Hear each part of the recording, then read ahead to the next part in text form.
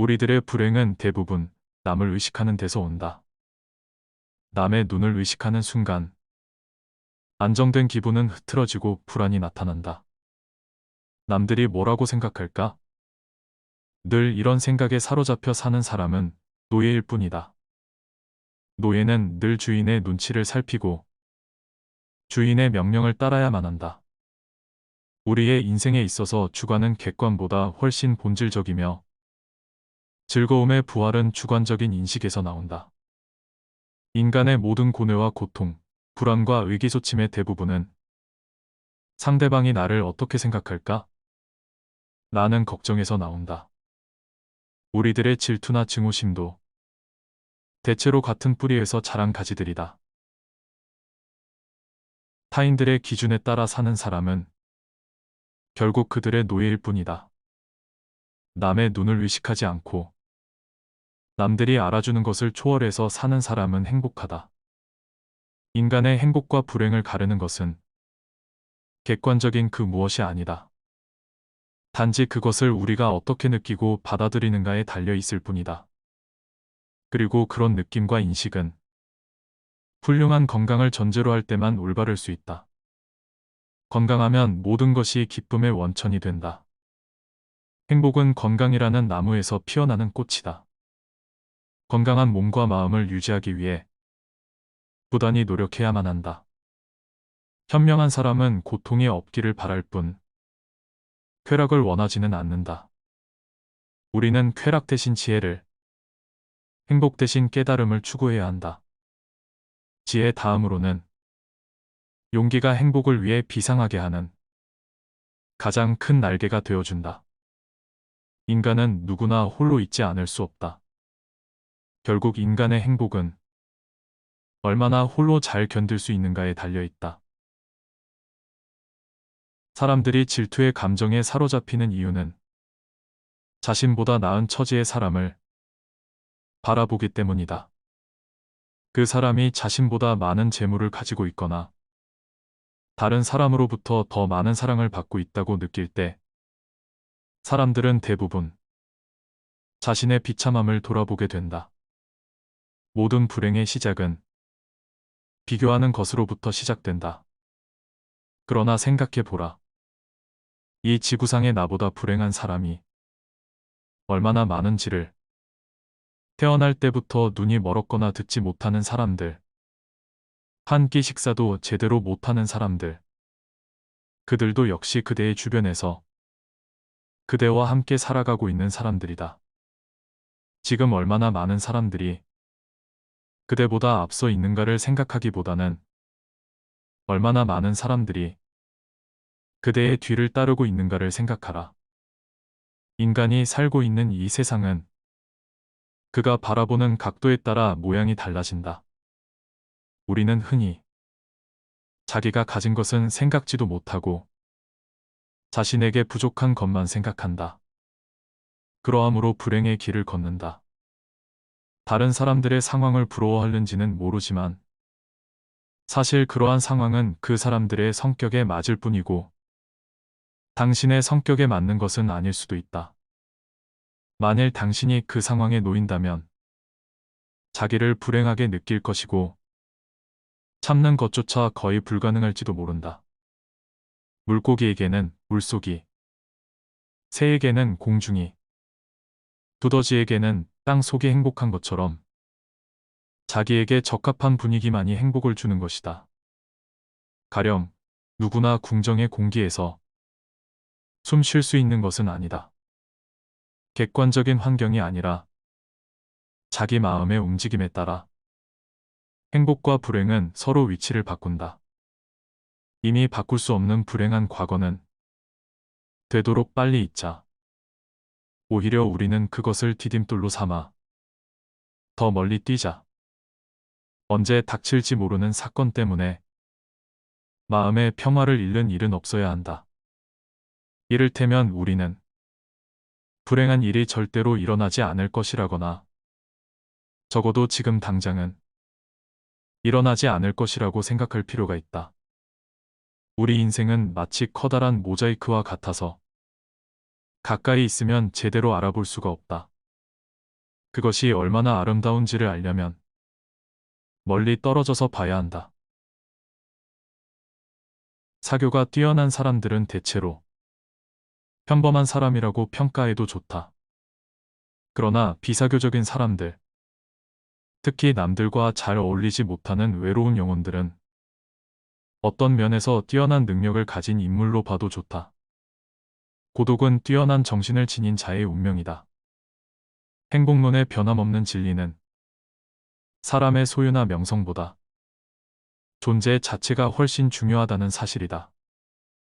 뭔가 나쁜 일이 일어났을 때에는 그런 일이 일어나지 않을 수 있었을 텐데 라는 나약한 생각에 사로잡히지 말라.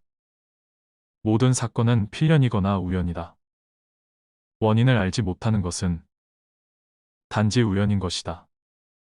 만일 남의 눈을 의식하는 태생적인 결함에서 벗어날 수만 있다면 인간이 누릴 수 있는 마음의 평화와 힘은 매우 커진다. 행복은 자기 자신에게 만족하는 사람에게만 존재하는 것이다. 자신의 능력을 정확히 파악하여 자신에게 알맞은 일을 찾는다면 행복을 느끼기는 쉬울 것이다. 헤라클레스처럼 어마어마한 힘을 가진 사람이 보석 세공을 하거나 학문을 연구한다면 그는 타고난 자신의 능력을 제대로 발휘하지 못할 것이다. 자신에게 어울리지 않는 일을 선택하는 사람은 불행을 면하기 어렵다. 사람들이 운명이라고 부르는 것들의 대부분은 자신의 어리석음으로 인한 것들이다. 우리는 다른 사람들처럼 되기 위해 자신의 대부분을 잃어버린 채 살아간다.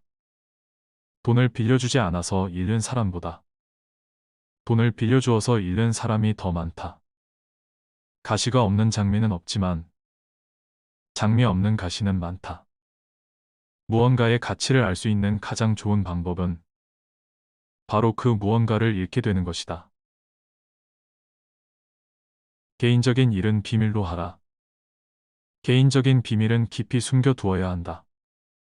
아무리 친한 친구에게도 객관적인 자기 모습만 보여주는 것이 좋다. 주관적인 입장에서는 친구도 역시 남이기 때문이다. 만일 우리가 친한 친구라고 해서 모든 비밀을 말해버리면 나중에 뜻하지 않은 피해를 받을 우려가 있다. 예부터 과묵함을 처세술의 근본으로 삼은 것은 그 때문이다. 아라비아의 격언을 보면 생활의 지혜가 담겨 있다. 적에게 알려서 안 될 일은 친구에게도 알리지 말라. 비밀을 지키면 비밀의 주인이 되지만 비밀을 고백하면 비밀의 노예가 된다. 그리고 평화의 열매는 침묵의 나무에서 열리는 법이다. 자신이 겪고 있는 슬픔에 대해 말하지 마라. 진정한 우정이라는 것이 옛 얘기에 나오는 큰 바다뱀의 전설처럼 실제로 있는 것인지 상상인지 나는 잘 구별할 수가 없다. 어떤 사람들은 자기 목숨을 내줄 만큼 고귀하고 깊은 우정을 나누었으며 지금도 그런 우정을 갖고 있다고 장담하기도 한다. 이런 각박한 세상에서 그런 친구를 둔 사람은 아주 다행이다. 그러나 만일 내가 가장 친하다고 믿고 있는 어느 친구가 내가 없는 자리에서 다른 사람들과 나에 관해서 은밀히 한 말들을 들었다면 아마 나는 그 친구와 얼굴을 마주 대하지 못할 것이다. 그 말은 내가 허물없는 우정이라고 믿고 있는 친구도 참기 어려운 비난과 모욕적인 말을 나에 관해서 하고 있는 것이다. 물론 그는 이런 말은 비밀이다 라는 전제를 반드시 붙인다. 친구의 진실한 우정을 시험해 보려면 우리가 최근에 겪고 있는 불행을 하소연하는 것이 가장 좋은 방법이 될 수가 있다. 물론 친구에게 절실한 도움을 요청해야 한다. 예를 들어 파산을 앞두고 있으니 돈을 빌려 달라거나 아니면 힘든 일을 대신해서 해달라고 제의할 때 바로 그 순간 친구의 표정을 잘 살펴보아야 한다. 그때 친구가 진실로 동정과 연민의 모습을 보이거나 냉담한 태도로 돌변하거나 관계없이 이미 그 친구의 가슴 깊은 곳에서는 저 유명한 프랑스의 작가 드라 로슈프코가 한 말이 입증될 것이다. 우리는 가장 친한 친구의 불행에 고소한 기쁨도 함께 느낀다. 우리를 기쁘게 하는 일 중에 하나는 최근에 겪고 있는 친구의 불행과 슬픔에 관해 듣는 일이다. 이것이 인간이 지닌 특성이자 본성의 하나이다. 경쟁 상대의 이웃 국가가 큰 재난이나 손해를 당했을 경우에 겉으로는 위로를 보내면서도 속으로는 고소한 느낌을 갖는 그런 감정이 개인인 친구 사이에도 분명히 존재하고 있는 것이다. 반대로 친구가 어마어마한 성공을 거두면 함께 기뻐하기보다 마음 한 구석에 야릇한 시기심과 부러움이 싹트는 그 심리가 바로 우정의 뒷면이다. 오랫동안 사귀던 친구의 발걸음이 뜸해지면 우정도 멀어진다. 눈에서 멀어지면 마음도 멀어지면서 우정은 점차 추상적인 관념이 되어간다. 이어서 둘 사이에는 동정심도 사라진다. 그 상황에서 친구는 서로 우정의 성실함을 내세운다. 그러나 참으로 성실한 것은 친구가 아니라 오히려 적이다. 누군가 당신의 친구가 되었다면 당신에게는 그가 어려운 상황에 처했을 때 손을 내미는 또 하나의 청구서가 추가된 셈이다. 사회라는 외부 환경은 구성원인 인간에게 끊임없이 결단을 요구한다. 인간에게 만족을 제공하기보다는 오히려 늘 뭔가를 포기하도록 요구한다.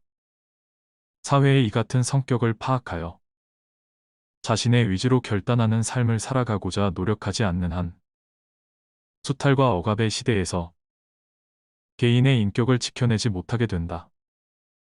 인생에서 실패한 사람들은 결단을 보여주지 못한 자들이다. 자신의 힘으로 뭔가를 쟁취하려고 생각하지 못한 자들이다. 결단은 풀어서 설명하면 결연한 의지다. 마음이 의지를 움직이고 의지가 혈관에서 피를 뿜게 하고 피는 몸을 일으킨다.